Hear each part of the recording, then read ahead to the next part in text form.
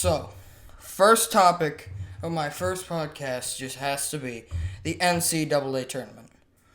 I mean, when you think about it, it's just 64 teams bouncing a ball, right?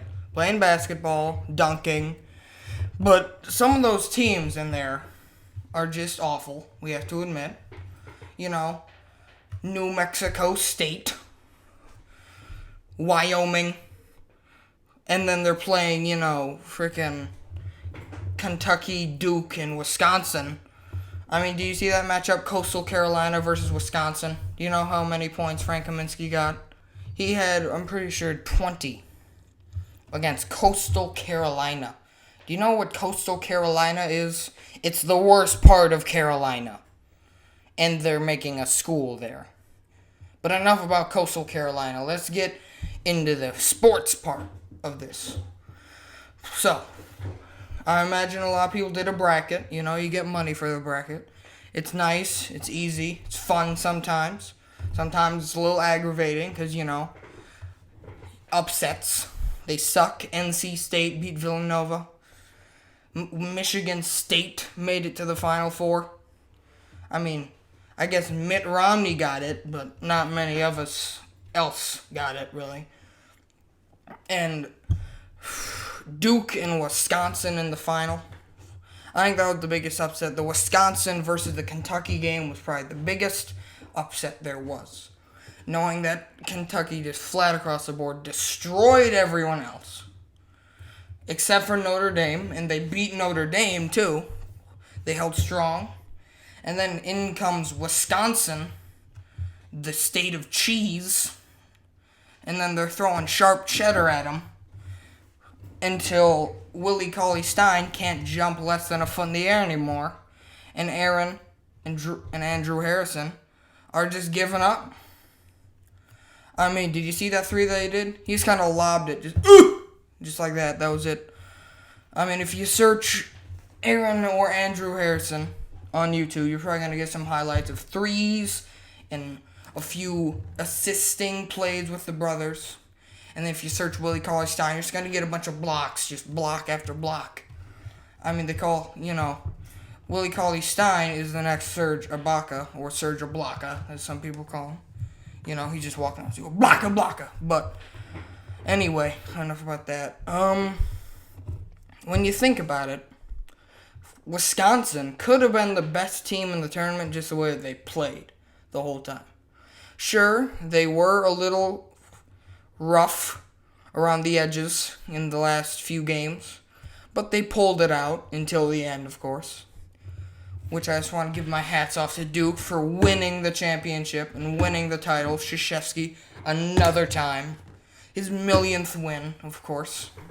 He always does a good job, but not usually that good. And now that I think about it, I put $80 on Duke to win. So I'm glad that they won, of course.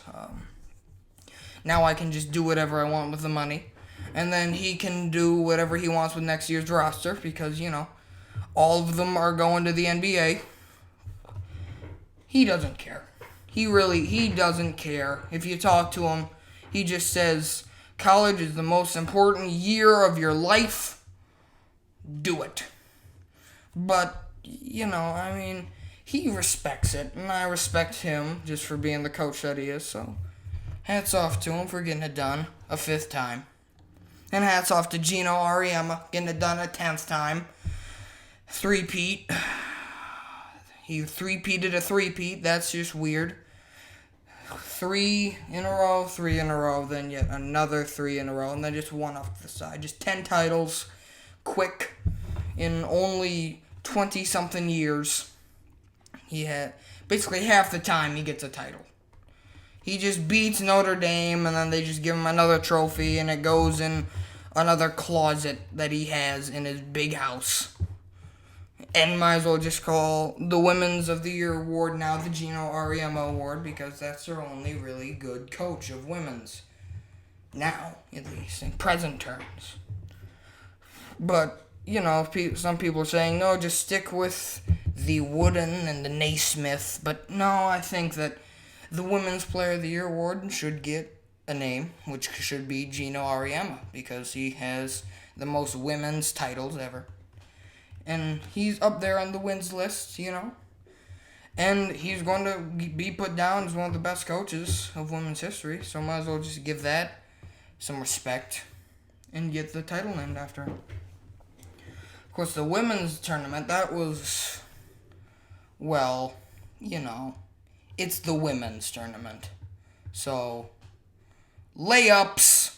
Woo! Nothing like good old layups. Gotta love them. Not the layups, not the players, but that's what you think, sure.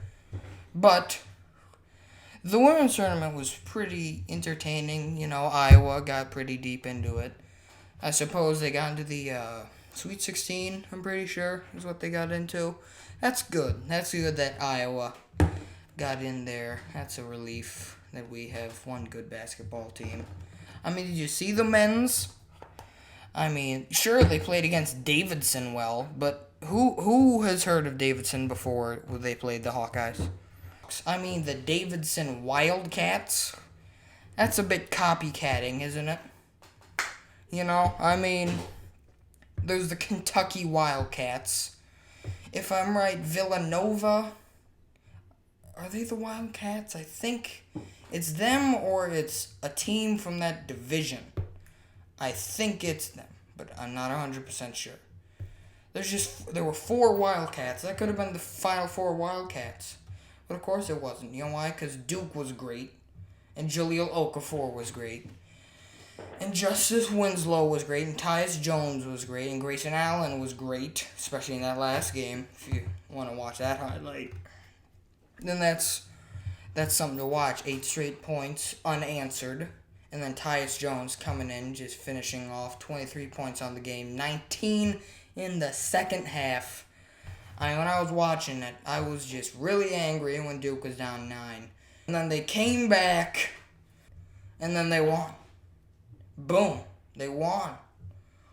Against all odds, Duke was not favored to win anyway. I was the one person in the competitive bracket that I won the $80 from that picked Duke out of 25 people. 25 people. You know how many picked Kentucky? 17. 17 of them picked Kentucky. And there was only one person who finished in the top 4 that had picked Kentucky to win it all. They got $20. Well, I got 80. And, I am not even old enough to go to this school yet. And still, I can beat them down. Easy. No problem. No problem. But brackets, those things are just... they're fun to make, like a journalist here. I know. His name's Cody. He made 2 brackets. One of them was a little serious. He picked UNI to win it all. Which is decent, but Louisville, they played Louisville. And Louisville is Louisville. So, they're kind of like the Patriots in the way that they always have a playoff season. Even if they're not that special, they always just get deep in it. And I thought, well, that's commendable to choose an Iowa team, but you choose Northern Iowa? I know it's serious and all, but Northern Iowa, huh?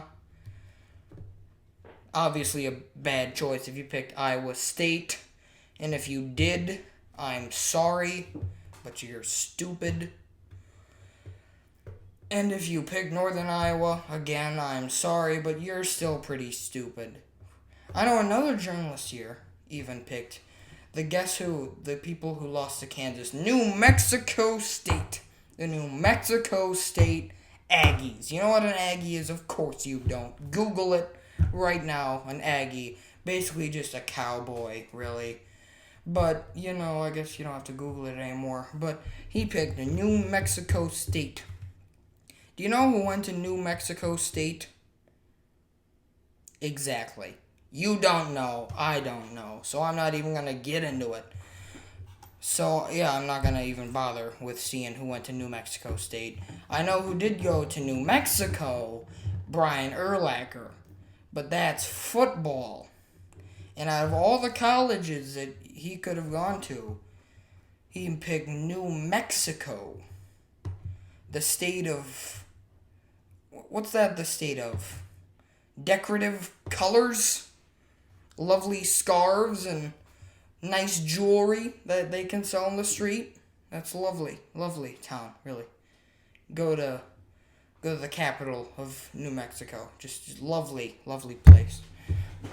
You know, I mean, of course, New Mexico State is at least better than Hampton, who played Kentucky in the first round. Hampton on the East Coast, I think. Gotta give them a shout out for at least trying. I mean, they beat Manhattan. That was their win, pretty much.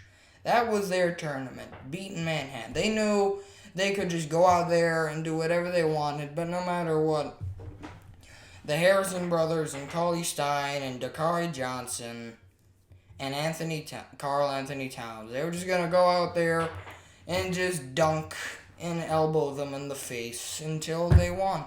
Because that's what they do. They just do that. And that's how they won 38 games. You know, which, good for them. Losing to Cheese State and all. At least it's a respectable team. They didn't lose to, a person like Hampton. Or they didn't lose to the possible other Manhattan. Or they didn't go in the second round and lose to Cincinnati. Cincinnati. The Bearcats. What's a Bearcat? It's a cat that's a bear? How's that work? It doesn't. Exactly. It doesn't work.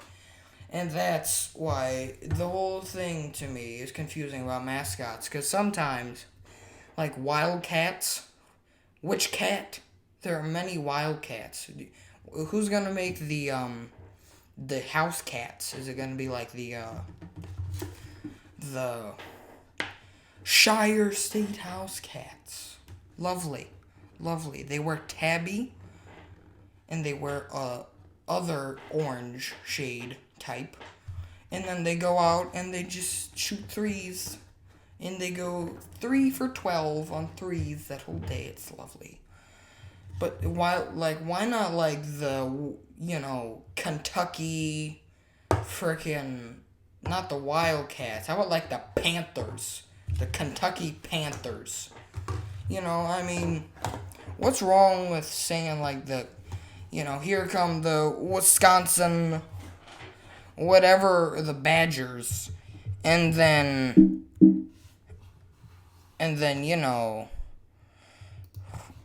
freaking Wisconsin coming out as the Badgers. That game was just ridiculous to me, the way that it was played, in every way, shape, or form. That game was a little ridiculous. Just how Kentucky kind of early on just lagged around, and then they watched Frank Kaminsky just dunk again and again. Then he gave it to Sam Decker, and then he shot again and again. Which, I had Kentucky in the finals, but so did 17 other people, so it was a bittersweet loss for me. I suppose Kentucky may have been the only team that could have really honestly beaten Duke. But, Kentucky's undefeated, one-loss season. Really, just, that must have stung Calipari. Going into the Final Four as the favorite, as the number one of the number ones.